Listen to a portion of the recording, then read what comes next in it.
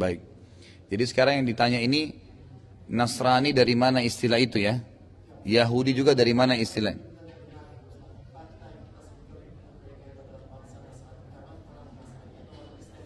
Iya.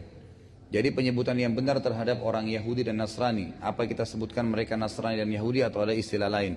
Jadi Al-Quran memang menyebutkan mereka Yahudi dan Nasrani. Ya. Jadi Allah SWT memang menyebutkan istilah Yahudi dan Nasrani dalam banyak ayat Al-Quran. Dan Nabi SAW juga menyebutkan mereka Yahudi dan Nasrani.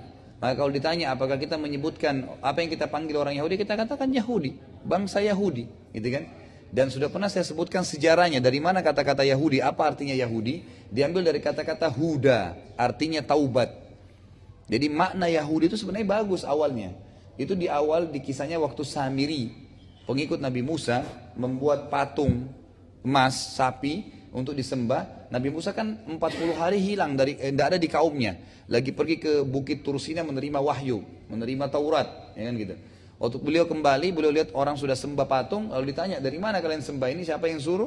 Mereka nunjuk Samiri, tanya Samiri kenapa kau lakukan? Dia bilang, saya cuma ikuti perasaan saya saja. Gitu kan?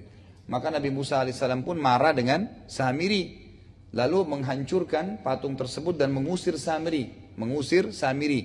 Nah waktu itu Bani Israel merasa bersalah, kenapa mereka sembah berhala lagi sementara Allah sudah utus Musa alaihissalam.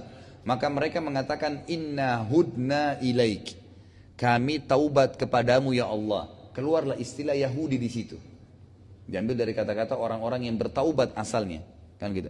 Nah setelah Nabi SAW diutus juga, beliau masih menggunakan istilah Yahudi.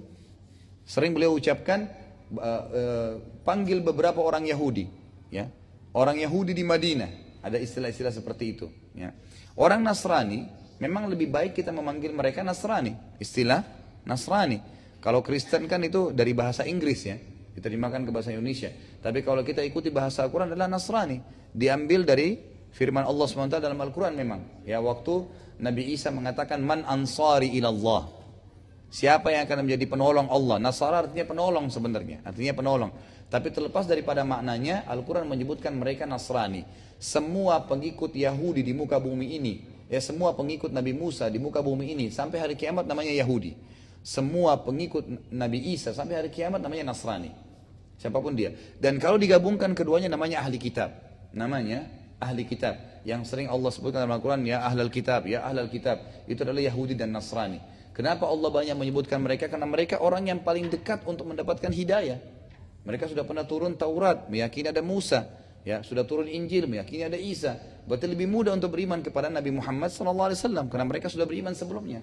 Beda dengan orang ateis, penyembah berhala, sulit, gitu kan? Karena mereka belum beriman kepada Nabi sebelumnya. Sudah Pak ya? Terus